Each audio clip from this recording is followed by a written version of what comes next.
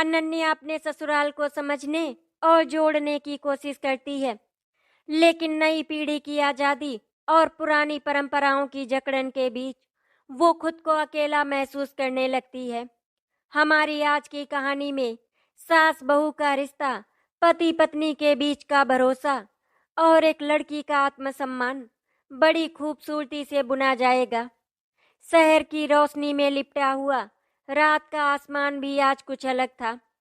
अनन्या की जिंदगी का एक नया अध्याय शुरू होने वाला था। अभी 4 दिन पहले ही तो शादी हुई थी। उसके मायके से विदाई हुए बस कुछ ही पल हुए थे, लेकिन ससुराल की सीढ़ियां चढ़ते ही सब कुछ बदल गया था।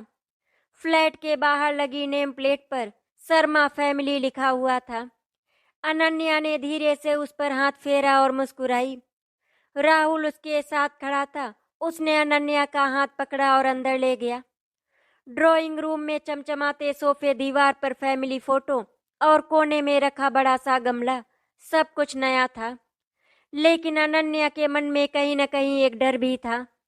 क्या वो इस नए घर में अपनी जगह बना पाएगी?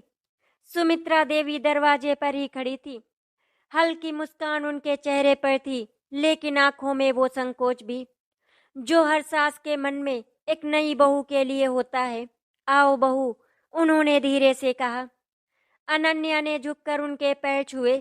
सुमित्रा देवी ने आशीर्वाद के लिए हाथ उसके सिर पर रखा, पर अनन्या ने महसूस किया कि वो हाथ कुछ पल बाद झटके से हट गया था।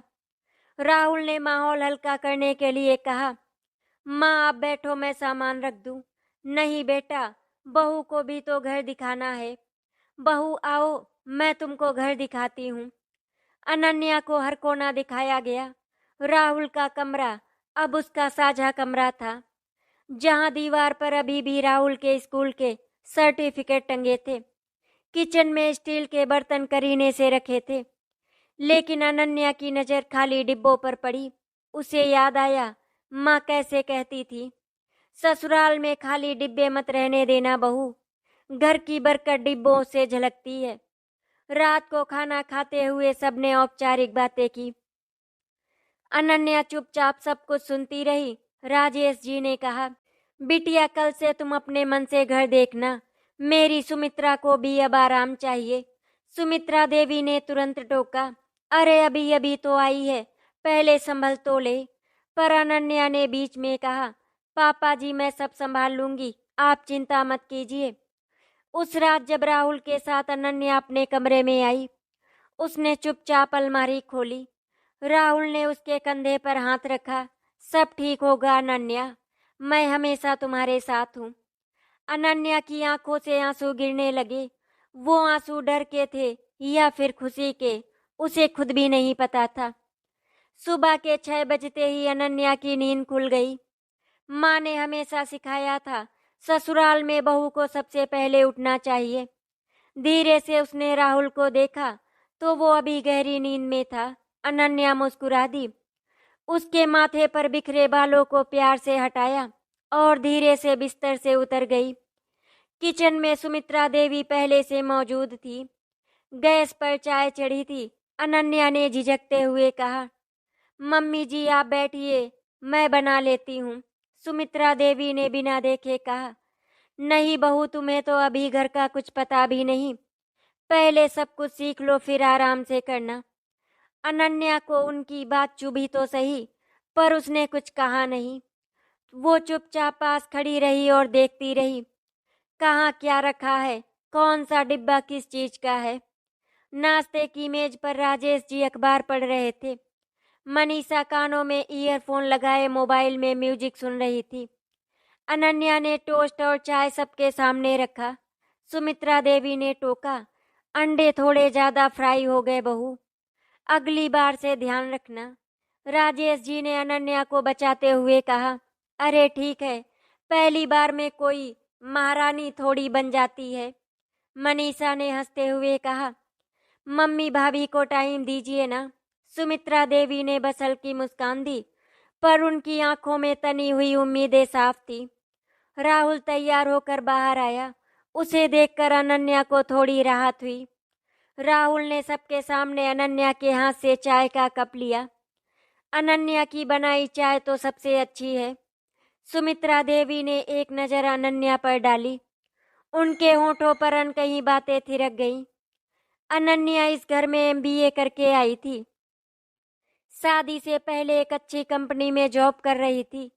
राहुल ने शादी से पहले ही कहा था, तुम्हारी जॉब जारी रहेगी, मैं तुम्हारे सपनों में कभी रोक नहीं लगाऊंगा। लेकिन शादी के बाद सुमित्रा देवी को ये बात हजम नहीं हो रही थी। एक शाम जब राहुल ऑफिस से लौटा तो अनन्या ने हिम्मत करके कहा, राहुल मैं ऑफिस ज्वाइन करना चाहती हूँ, एचआर से बात करूँ। राहुल ने बिना सोचे कहा, कर लो ना अनन्या, मुझे क्या आपत्ति हो सकती है। सुमित्रा देवी पास ही में बैठी थी, वो वहीं बीच में ही बोल पड़ी, बहू घर कौन देखेगा फिर, शादी के बाद औरत का पहला फर्ज घर होता है। अनन्या ने हल्की आवाज में कहा, मम्मी जी मैं सब संभाल लूंगी, आप देखिएगा। सुमित्रा देवी ने गहरी सांस ली। आजकल की लड़कियां पहले नौकरी फिर घर, चलो देख लेते हैं। रात को राहुल ने अनन्या का मन हल्का किया। माँ को समय लगेगा, तुम्हें उन्हें धीरे धीरे यकीन दिलाना होगा। अनन्या ने बस सिर हिला दिया। उसकी आंखों में सपने थे, पर कहीं न कहीं अंदर से डर भी था। क्या वो सच में सब संभाल पाएगी? अनन्या ने ऑफिस में एचआर से बात कर ली। सोमवार से उसे दोबारा ऑफिस ज्वाइन करना था। सुबह 8 बजे उसे निकलना होता। सुमित्रा देवी ने एक शाम चुपचाप मनीषा से कहा, देख मनीषा, अब से तेरे ऊपर भी काम पड़ेगा। बहू तो बाहर जाएगी, घर तो घर ही रहेगा।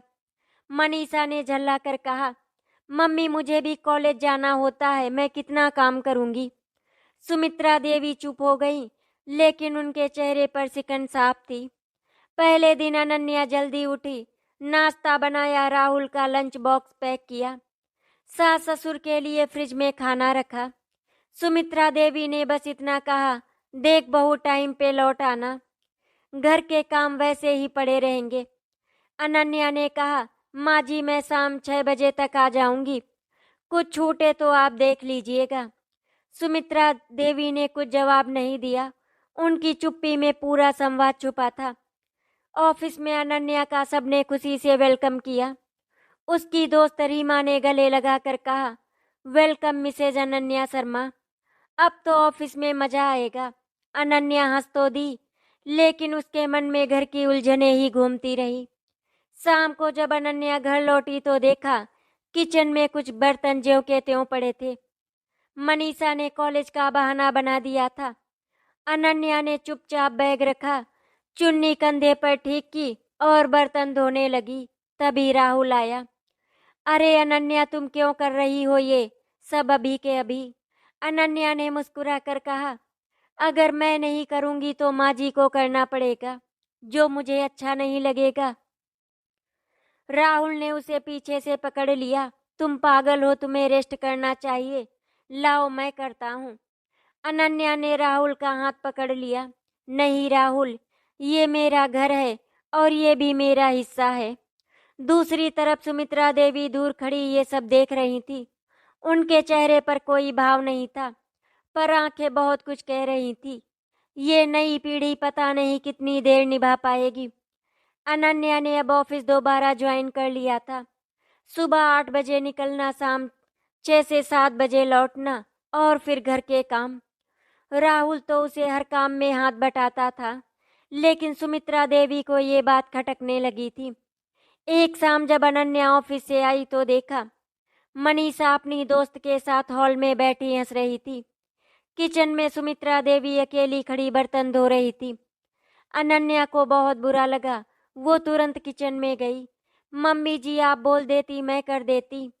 सुमित्रा देवी ने बिना देखे कहा, तुम्हारे पास टाइम कहाँ, तुम्हें तो थकावट होती होगी। अनन्या चुप रही, उसने खुद बर्तन उठा लिए। सुमित्रा देवी ने पीछे से कहा, मनीषा को भी बोल सकती थी, लेकिन आजकल के बच्चे सुनते कहाँ। अनन्या ने बात बदल दी, लेकिन उसके मन में एक गांठ पड़ गई थी। वो किसका क्या बिगाड़ रही थी?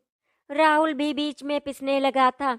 एक तरफ माँ जो अपनी बहू से उम्मीदें लगाए बैठी थी, दूसरी तरफ अनन्या जो सब कुछ निभाना चाहती थी लेकिन थक जाती थी। एक रात राहुल देर से आया, उसके माथे पर तनाव साफ था। अनन्या ने पूछा, सब ठीक है ना? राहुल ने धीरे से कहा, ऑफिस में बहुत प्रेशर है, ऊपर से मम्मी रोज कुछ ना कुछ कह देती हैं। अनन्या ने राहुल के कंधे दबाते हुए कहा, सब ठीक होगा, तुम बस मेरे साथ रहो। राहुल ने उसकी तरफ देखा, मुझे तो तुम पर ही भरोसा है अनन्या, बस माँ को भी कभी कभी समझा दिया करो। अनन्या मुस्कुरा दी, पर अंदर से वो अकेली पड़ती जा रही थी। एक रविवार की बात थी, मनीषा की फ्रेंड घर आई। उन्होंने जोर जोर से म्यूजिक चला रखा था। सुमित्रा देवी ने अनन्या से कहा, बहू देख लेना, ये लड़कियां पूरा मोहल्ला सर पे उठा लेंगी। अनन्या ने मनीषा को धीरे से कहा, मनीषा मम्मी को डिस्टर्ब हो रहा है, म्यूजिक थोड़ा धीरे कर लो। भाभी के मुंह से इतना सुनते ही मनीषा भड़क गई। भाभी, आप मम्मी की तरह क्यों बोल रही हो? आपकी भी कोई लाइफ है, मेरी भी है। सुमित्रा देवी ने सब सुन लिया। उन्होंने मनीषा को डांट दिया, बहू ठीक कह रही है, तुम्हें मैनर्स सीखने चाहिए। मनीषा का मुंह फूला, लेकिन गुस्सा अनन्या पर निकला। रात को मनीषा ने राहुल से कह दिया, भैया भाभी बहुत टोकती हैं, अब मम्मी का काम भी भाभी करेंगी और मुझे भी कंट्रोल करेंगी। राहुल बेचारा फिर बीच में फंस गया। अनन्या ने सब सुन लिया, वो बस चुप रही और आंसू अंदर ही अंदर पिघलते रहे। अब अनन्या के लिए ये घर एक परीक्षा बनता जा रहा था। ऑफिस में उसका प्रमोशन होने वाला था, इसीलिए बॉस ने कहा, अनन्या तुम्हें सीनियर मैनेजर बना रहे हैं, लेकिन तुम्हें कभी कभी बाहर ट्रेवल करना पड़ेगा। अनन्या के मन में तूफान था, क्या वो घर छोड़कर कहीं बाहर जा पाएगी? रात को राहुल ने खुश होकर कहा, ये तो बहुत अच्छी खबर है अनन्या। लेकिन सुमित्रा देवी सुनकर बोली, अरे बहू, घर में क्या सब अपने आप होगा? जब बहू को ही बाहर रहना हो तो इस घर का क्या मतलब? अनन्या ने बहुत कुछ कहना चाहा, लेकिन शब्द उसके गले में अटक गए। राहुल ने माँ को समझाना चाहा, लेकिन सुमित्रा देवी ने बस एक वाक्य कहा, माँ को समझाना आसान होता तो तुम कभी बहू नहीं लाते। एक रात अनन्या छत पर बैठी थी, बिल्कुल अकेली। राहुल नीचे माँ को दवाई दे रहा था। अनन्या ने आसमान में देखा, उसे अपनी माँ याद आई। कभी भी हार मत मानना बेटा। उसने सोचा, क्या वो हार रही है? क्या घर और करियर एक साथ नहीं संभाला जा सकता? तभी राहुल आया। उसने अनन्या को चुप देखा। क्या सोच रही हो अनन्या? अनन्या ने अपने आंसू पोंछ लिए। कुछ नहीं, बस यूं ही। राहुल ने उसका हाथ पकड़ा। मुझे छोड़ के कभी मत जाना अनन्या। अनन्या ने राहुल के सीने से सिर टिका दिया। कभी नहीं, पर उसका मन जानता था, ये लड़ाई उसे अकेले ही लड़नी होगी। अनन्या का प्रमोशन कंफर्म हो गया था। कंपनी ने उसे अगले हफ्ते मुंबई कारपोरेट ऑफिस में 3 दिन की मीटिंग के लिए बुलाया। अनन्या अंदर से बहुत खुश थी, उसने खुद को साबित किया था। राहुल ने भी उसे गले लगाकर कहा, मैं तुम पर गर्व करता हूँ। लेकिन जब डाइनिंग टेबल पर अनन्या ने ये बात बताई तो सुमित्रा देवी का चेहरा फिर उतर गया। मतलब अब 3 दिन घर बिना बहू के रहेगा? राजेश जी ने बात संभालनी चाहिए। अरे जाने दे बहू को, तरक्की करना हर किसी के बस की बात नहीं। सुमित्रा देवी ने बस इतना कहा, तरक्की तब किस काम की जब घर की तरक्की रुक जाए। अनन्या का दिल धक से रह गया, लेकिन उसने कुछ नहीं कहा। मुंबई जाने से पहले रात को राहुल ने पूछा, अनन्या तुम खुश तो हो ना? अनन्या ने कहा, तुम साथ हो तो सब अच्छा लगेगा। राहुल ने उसका हाथ थामा। अनन्या, माँ की बातों का बुरा मत मानना, वो बदल नहीं सकती, हमें ही समझदारी रखनी होगी।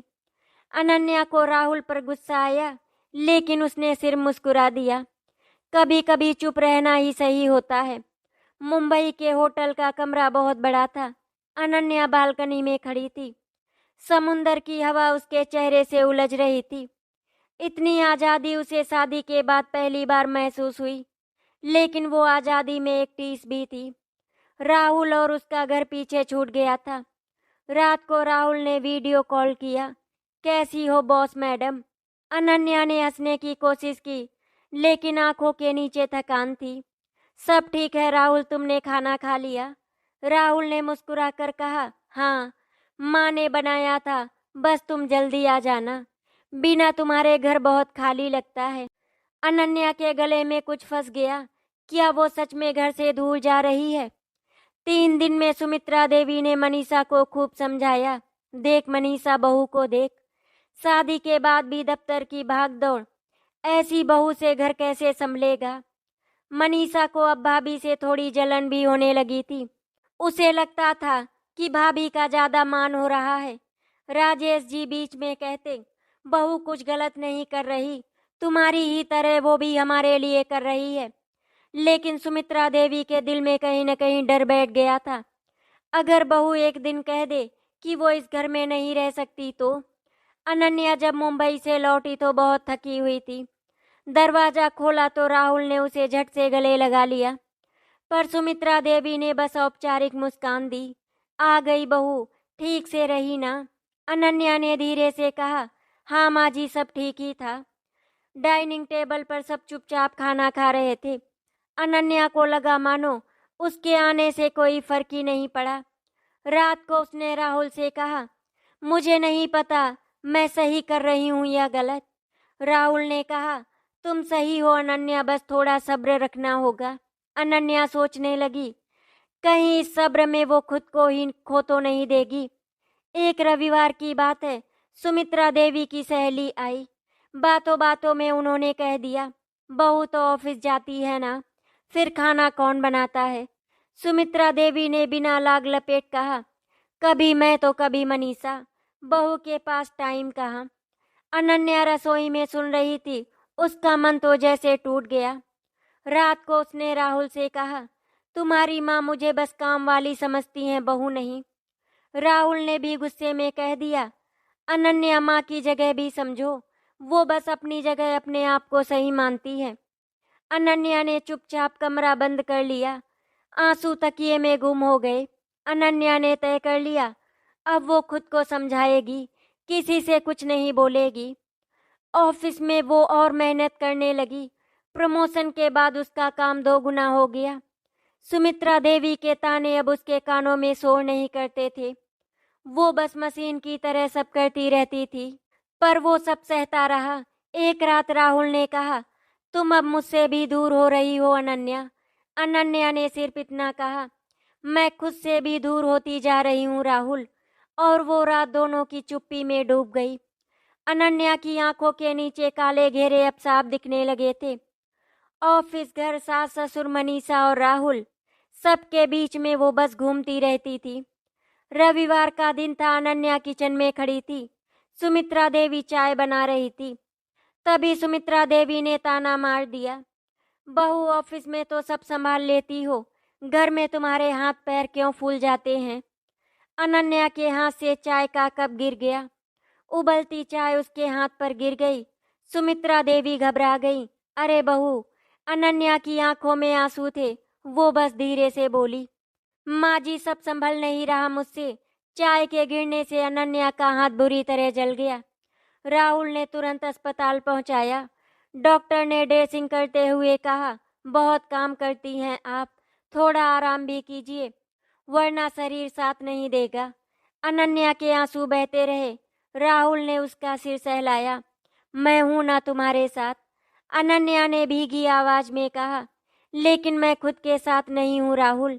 इसी बीच मनीषा को अपनी कॉलेज ट्रिप पर जाना था। अनन्या ने कहा, मनीषा माँ जी अकेली हैं, तुम्हारी ट्रिप बाद में कर लो।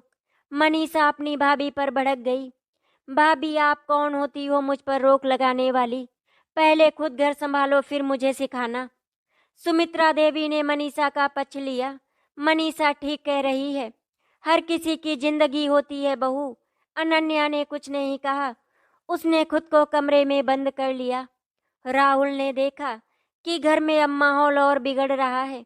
रात को उसने सुमित्रा देवी से कहा, माँ, अनन्या सब कर रही है, आप क्यों उसे बार बार ताने देती हो? सुमित्रा देवी ने पलटकर कहा, क्यों? मैंने भी तो अपना पूरा जीवन घर में दिया, अब बहू को भी देना चाहिए। राहुल ने कहा, वक्त बदल गया है माँ, और अनन्या भी इंसान है, मशीन नहीं। सुमित्रा देवी का चेहरा लाल हो गया। तू भी अब अपनी बीबी के लिए माँ से लड़ रहा है। राहुल चुप हो गया। उसका गुस्सा अब शब्दों में उलझ कर रह गया। अगले दिन अनन्या ऑफिस गई। बॉस ने उसे कहा, अनन्या तुम्हारा काम शानदार है, हम तुम्हें दिल्ली ब्रांच की लीड बना सकते हैं, लेकिन तुम्हें वहीं शिफ्ट होना पड़ेगा। अनन्या को ऐसा लगा जैसे किसी ने उसे पंख दे दिए हो, पर उसी पल उसे याद आया, ये पंख उसे किस कीमत पर मिलेंगे। रात को उसने राहुल को बताया, राहुल अगर मैं दिल्ली चली गई तो? राहुल ने कहा, मैं तुम्हारे साथ हूँ, लेकिन माँ को कैसे समझाऊं? अनन्या ने कहा, तुम्हें नहीं समझाना होगा, मैं खुद सब संभाल लूंगी। उस रात अनन्या ने पहली बार सुमित्रा देवी के सामने अपनी बात कही। मम्मी जी, मुझे दिल्ली ब्रांच लीड करने का ऑफर मिला है, मैं जाना चाहती हूँ। सुमित्रा देवी ने जैसे बिजली गिरा दी। मतलब तू अकेली जाएगी? बेटा भी तेरा गुलाम बनेगा? ये घर कौन देखेगा? अनन्या ने पहली बार आंखों में आंखें डालकर कहा, माँ जी, ये घर मेरा भी है, लेकिन मैं अपनी पहचान खोकर यहाँ नहीं रह सकती। सुमित्रा देवी को जैसे सदमा लगा। बहू तू बगावत कर रही है।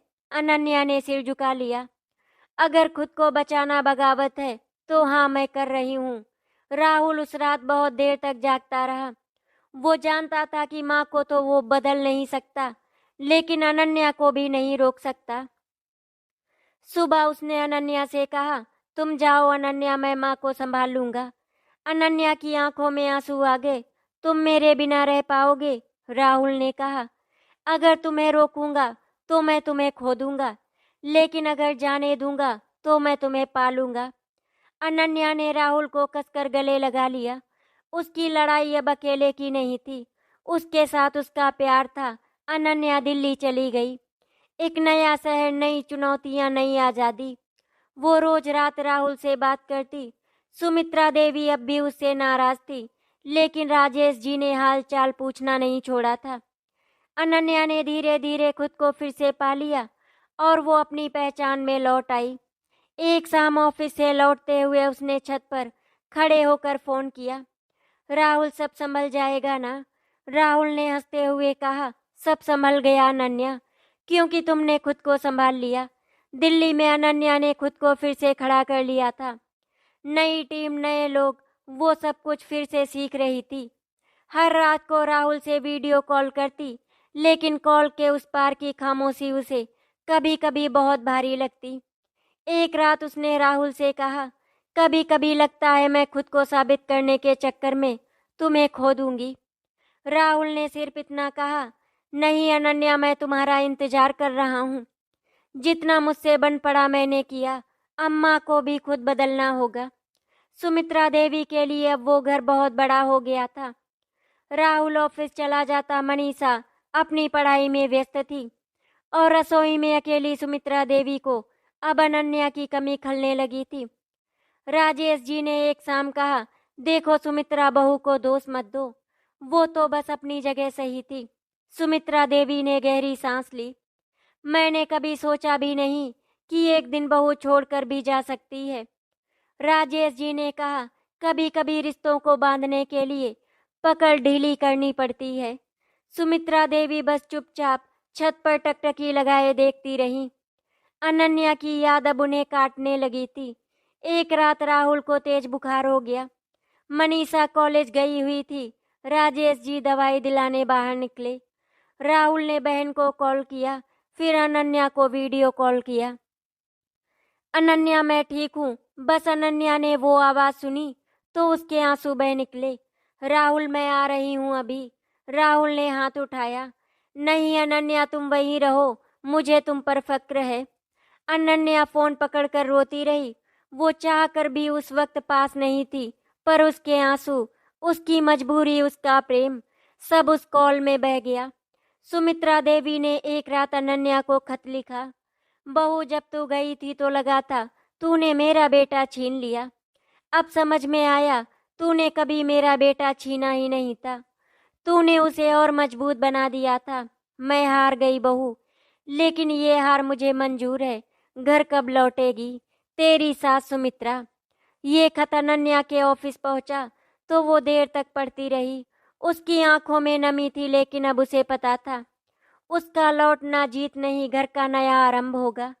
अनन्या ने बॉस से बात की, सर मैं दिल्ली से भी काम संभाल लूंगी, लेकिन कुछ दिन के लिए मुझे वापस जाना होगा। बॉस ने कहा, आपने जो पोजीशन बनाई है अब आपको कोई नहीं रोक सकता। जाइए, परिवार भी संभालिए। अनन्या ने सब कुछ समेटा। राहुल को बताया, मैं लौट रही हूँ, पर इस बार मैं अपनी शर्तों पर लौटूंगी। राहुल ने कहा, मैं तुम्हें वैसे ही चाहता हूँ जैसी तुम हो। अनन्या जब लौटकर घर पहुंची तो दरवाजे पर सुमित्रा देवी खड़ी थी। उन्होंने धीरे से कहा, बहू। अनन्या ने उनके पैर छुए, पर सुमित्रा देवी ने झुककर उसे गले लगा लिया। अब कभी मत जाना, अनन्या ने कहा। माँ जी मैं जाऊंगी, लेकिन अब बिना आपको छोड़े। सुमित्रा देवी की आंखों में आंसू थे। राजेश जी और राहुल ने भी उस पल को दिल से महसूस किया। अब अनन्या ऑफिस का काम घर से भी संभालने लगी थी। सुमित्रा देवी ने धीरे धीरे बहुत कुछ बदल दिया। रसोई में अब अनन्या अकेली नहीं होती थी। सास और बहू साथ में काम करती, साथ में बैठती, साथ में चाय पीती। राहुल उनको देख के मुस्कुराता रहता। मनीषा भी अब अनन्या को अपनी दोस्त मानने लगी थी। रिश्तों में नए सांचे में खुद को ढाल लिया था। कोई हार नहीं थी, बस समझ थी। एक शाम अनन्या अपनी पुरानी डायरी लेकर छत पर बैठी थी। राहुल उसके पास आया। क्या लिख रही हो? अनन्या ने कहा, बस आज की बहू के लिए कुछ। राहुल ने मुस्कुराकर पूछा, क्या लिखा? अनन्या ने डायरी राहुल को दी। उसमें लिखा था, आधुनिक ससुराल वही है जहां बहू खुद को खोने से बचे, सास उसे अपनाने में खुद को बड़ा करे और पति उसके साथ होकर भी उसका हाथ थामे रहे। बस इतना ही रिश्ता काफी है। राहुल ने डायरी बंद की। अनन्या का हाथ पकड़ लिया। अब सब ठीक रहेगा। अनन्या ने मुस्कुराकर कहा, अब सब ठीक रहेगा। मैं अब कोई गड़बड़ नहीं होने दूंगी। आशा करती हूँ आपको हमारी कहानी अच्छी लगी होगी। अगर आपको हमारी कहानी अच्छी लगी तो वीडियो को लाइक एंड शेयर करें, चैनल को सब्सक्राइब करें। वीडियो देखने के लिए आपका धन्यवाद।